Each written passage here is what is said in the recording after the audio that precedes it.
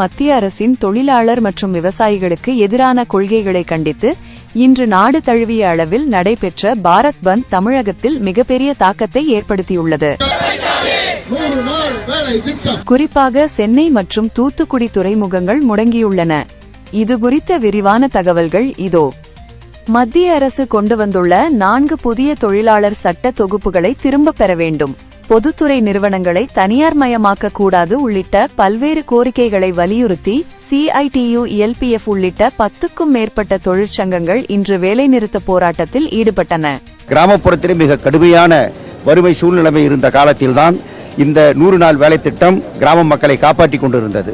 அதை இப்போது அகற்றுவதற்கான எல்லா ஏற்பாட்டையும் அவர்கள் செய்துவிட்டார்கள். விதை சட்டம் என்கிற பெயரில் நம்முடைய விவசாயிகள் கையில் இருக்கிற பாரம்பரிய விதைகளை எல்லாம் அழிக்கத்தக்க அளவிலே பன்னாட்டு நிறுவனங்கள் மரபணு மாற்றப்பட்ட விதைகளை எல்லாம் கொண்டு வருவதற்கு அனுமதித்து அவர்கள் இன்றைக்கு திருத்தம் செய்திருக்கிறார்கள்.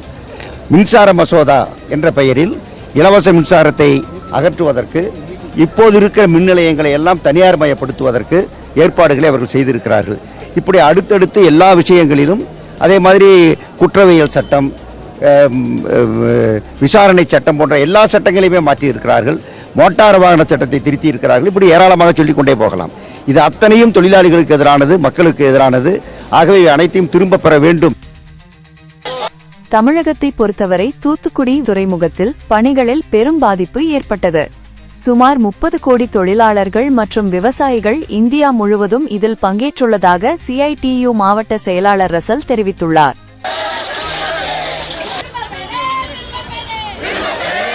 சென்னையில் உள்ள பாரதி டாக் பகுதியில் சரக்கு போக்குவரத்து முற்றிலும் முடங்கியது.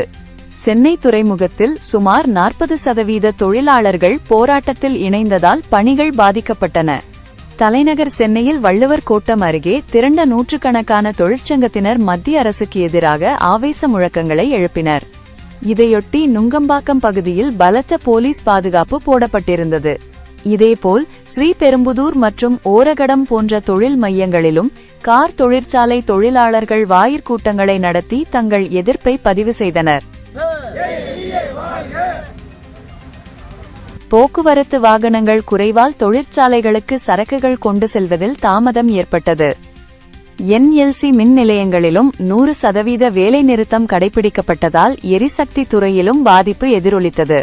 இந்த போராட்டம் ஜனநாயக முறைப்படி தொடரும் என்றும் மக்கள் உரிய தீர்ப்பை வழங்குவார்கள் என்றும் தொழிற்சங்க தலைவர்கள் எச்சரித்துள்ளனர். விவசாயிகளுக்கு விரோதமான நடவடிக்கைகளை கைவிட வேண்டும்.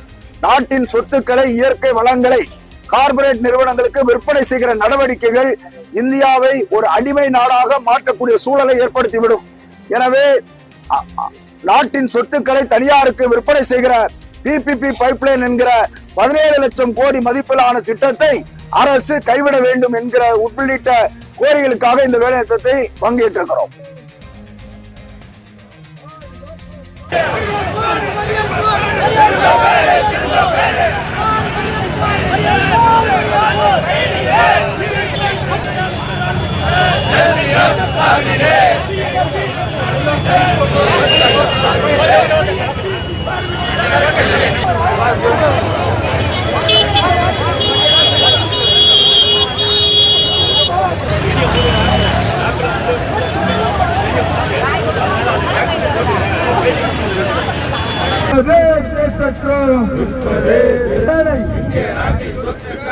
அம்பானிக்கும் அதானிக்கும் கார்ப்பரேட் நிறுவனங்களுக்கு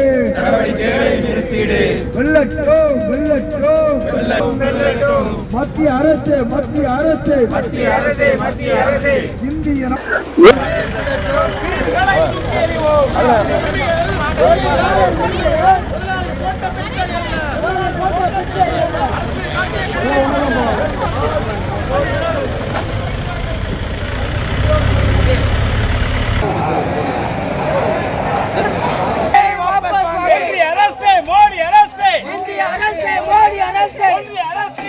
எக்ஸ்பிரஸ் இருக்கு.